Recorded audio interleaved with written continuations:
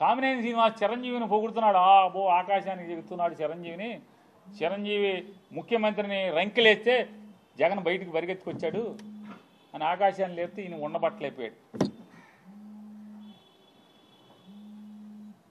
లేచిపోయి వెంటనే కామినేని శ్రీనివాస్ గారు సైకో అప్పుడు వచ్చారు కదా సినిమా వాళ్ళు అది ఇదని. సాక్షాత్తు బాలకృష్ణ నాతో ఫోన్లో మాట్లాడాడు. నాతో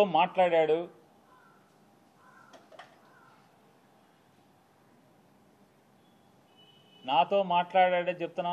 నాకు జన్మనిచ్చిన నా తల్లిదండ్రుల మీద ప్రమాణం చేస్తున్నా, నువ్వు చేయి నాతో మాట్లాడలేదని చెప్పాను. మీ అమ్మా నాన్న మీద మాటకి చెప్తారు కదా. అరే ఎన్టీ రామారావు గారు, బసవతారకం గారు ఎంత క్యారెక్టర్ ఉన్నవాళ్ళు, ఎంత సంస్కారవంతంగా బతికారు వాళ్ళు, ఎంత సంస్కారవంతంగా బతికారు. వాళ్ళ కడుపును పుట్టి ఈ రకమైనటువంటి నీచపు మాటల అసెంబ్లీలో. పోనీ ఎక్కడో అక్కడ కూర్చుని చీకట్లో మందేస్తా మాట్లాడామంటే అది వేరు. ఎవడో వీడియో ఫోన్లో తీసేశాడు, బయట పెట్టేశాడంటే అర్థం ఉంది. అసెంబ్లీలో మాట్లాడతారు.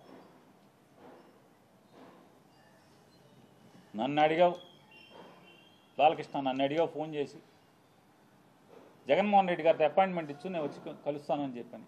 అఖండ సినిమా కోసం మిరియాల రవీందర్ రెడ్డి ఆయన ఎవరో ఉన్నాడు, నా దగ్గరికి వచ్చాడు. నన్ను అడిగి 10 మందితో మాట్లాడించి అపాయింట్మెంట్ తీసుకుని నా దగ్గరికి వచ్చాడు. సార్ మా హీరో గారు మాట్లాడుతా అంటున్నారు, కొద్దిగా మాట్లాడండి సార్ అన్నాడు. మీకు అభ్యంతరం అన్నా. నాకే అభ్యంతరం లేదు, మాట్లాడండి, నేను మంత్రిని, మాట్లాడాలి, బాధ్యత, మాట్లాడించండి అని మాట్లాడావు. జగన్మోహన్ రెడ్డి గారు ఎట్టా ప్రవర్తించాడు నేను వెళ్ళి అడిగితే, సార్ బాలకృష్ణ ఫోన్ చేశాడు సార్, వస్తాడంటే మిమ్మల్ని కలుస్తా అంటే కొద్దిగా అపాయింట్మెంట్ ఇవ్వండి అని అడిగాను. ఏ బాలకృష్ణ? చంద్రబాబు నాయుడు బామ్మర్ది. అవునండి, ఆయన బామ్మర్ది. మన దగ్గరికి ఎందుకు, ఏం పని ఏంటి అంటాను. అఖండ సినిమాకి లీనియంట్గా ఉండాలంట. వాళ్ళు బ్లాక్లో అమ్ముకుంటారు టికెట్లు, ఎక్కువ షోలు వేసుకుంటారు, బాగా సినిమాకి ఎక్కువ ఖర్చు అయిందంట. మామూలుగా బడ్జెట్ 45 కోట్లు ఎంతో అనుకుంటే అది ఆ డైరెక్టర్ వల్ల అంటే ఎక్కువగా అమ్మారని చెప్పని రేట్లు ఎక్కువగా అమ్మారంట. ఎక్కువగా అమ్మటం వల్ల దాన్ని 70 కోట్లకి తీశారంట. కాబట్టి అమ్మపోతే సినిమా బాగా తీసాం, బాగా వచ్చింది, మంచి సినిమా తీశాను కాబట్టి చూడండి పొమ్మని అడుగుతున్నాడండి. సరే ఏదో మాట్లాడే సరే వాళ్ళకి ఏమైనా సాయం కావాలంటే చేసి పెట్టని చెప్పారు. అంత హుందాగా ప్రవర్తించినటువంటి జగన్మోహన్ రెడ్డి గారి గురించి మాట్లాడే భాష. వాళ్ళ తండ్రి గారు ఏం చేశాడు మీకు సాయం తెలీదా? యావజ్జీవ కారాగారం అనుభవించాల్సినోడు కదా. జీవితంలో మర్చిపోతాడు ఎవడన్నా? మనిషి జన్మెత్తినోడు చిన్న సాయం చేస్తే ఎవరు కూడా మర్చిపోరు. అట్లాంటిది ఏమవ్వాలి? ఏం చేశారు? కొడుకు సాయం చేశాడా తెలీదా? చేశాడు కదా. అడగంగానే మీరు రాబాబా మేము జగన్ దగ్గరికి రామని చెప్పు, తప్పే ఉంది, రాజకీయంగా వాడుకో, మేము ఎప్పుడు జగన్ కలవలేదని చెప్పు, తప్పే ఉంది, నిజమే కదా. జగన్మోహన్ రెడ్డి గారిని ఎప్పుడు కలవలేదు, ఓకే, అంతేగాని నేను రానన్నాను. ఎవడు రానన్నది? ఎవడు? హాస్పిటల్ బిల్లు కోసం డాక్టర్ హరికృష్ణ ఎవరైతే ఆరోగ్యశ్రీ చూసేవాడు హరికృష్ణతో మాట్లాడలేదు? మా బావ ఉండగానే బిల్లులు ఆగిపోయినాయి, మాకు బిల్లులు ఇప్పించండి అని అడగలేదా? బిల్లులు ఇవ్వలేదా జగన్ గారు? ఏం సైకో మీ బసవతారకం హాస్పిటల్ని ఎప్పుడన్నా ఇబ్బంది పెట్టాడా? మీరు అమరావతిలో జగన్మోహన్ రెడ్డి గారికి ముందు అంటే మీ బావ గవర్నమెంట్లో బసవతారకం హాస్పిటల్ క్యాన్సర్ హాస్పిటల్కి మీరు స్థలం తీసుకుని జగన్ వచ్చాడని చెప్పి కట్టకుండా మీరు హాస్పిటల్ ఆపేసి ఇప్పుడు కొత్తగా శంకుస్థాపన చేస్తారు మీరు. అంటే ఎవడు సైకో? నువ్వో సైకో, జగన్మోహన్ రెడ్డి గారు సైకో బుద్ధులు, సైకో ఆలోచనలు ఎవరై?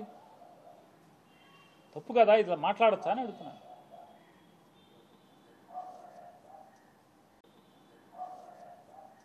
ఇప్పుడు మీకు చిరంజీవి గారంటే పడదు, ఈర్ష్య ఉంది. పవన్ కళ్యాణ్ అంటే ఈర్ష్య ద్వేషాలు ఉన్నాయి. పట్టుకో అలా కూములు చచ్చిపోతున్నారు ఇంకో లోపల. అది మీ బావకే చెప్పుకోవాలి. బావా మనం సపరేట్గా తోసేద్దాం బావ, వీళ్ళని అనవసరం బావా, మనం 124 అలా 21 ఎంతో కదా, మన పనిలో మనం ఉందాం బావానా అని మీ బావకు చెప్పుకోవాలి.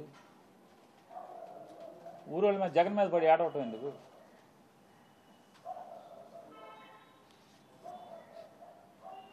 నిజంగానే ఈ కామినేని శ్రీనివాసు ఇట్లాంటి అవాకులు చవాకులు తప్పుడు మాటలు నిజంగా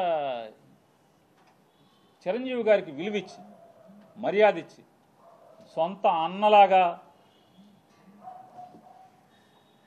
ఆయన్ని ఆత్మ అభిమానంతో చూసుకుంటే చివరికి పవన్ కళ్యాణ్ ఇట్లాంటి చాలామంది ఇట్లాంటి తప్పుడు మాటలు మాట్లాడి ఎన్ని నిందలు మోసాం ఈరోజు దాకా కూడా. దాదాపుగా ఒక 3-4 సంవత్సరాలుగా ఎన్ని నిందలు మోస్తూ వస్తున్నాం. నిజంగా చిరంజీవి గారు ఇవాళ రాసినటువంటి ఉత్తరమే పవన్ కళ్యాణ్ వాగినప్పుడే రాసి ఉంటే కనుక అతను నోరు మూతపడేది, జగన్ గారి మీద కూడా ఇంత విషం చిమ్మేటువంటి పరిస్థితులు ఉండేవి కాదు. సరే మంచికో చెడుకో చిరంజీవి గారిని కూడా స్వాగతిస్తున్నాను. ఇట్లాంటి దుర్మార్గులు కామినేని శ్రీనివాసు, బాలకృష్ణ లాంటి తప్పుడు మాట్లాడేవాళ్ళు, దుర్మార్గులు, కిరాతకులు, నోళ్లు మూయించేటువంటి మంచి పని వాళ్ళకైనా చేశారు చిరంజీవి గారు. ఆయన తక్షణం స్పందించినందుకు మనస్ఫూర్తిగా ఆయన స్వాగతిస్తున్నాం. ఆయన మాటల్ని ఆయన రిలీజ్ చేసినటువంటి ఆ ఉత్తరాన్ని జరిగిన సంఘటనలు చెప్తూ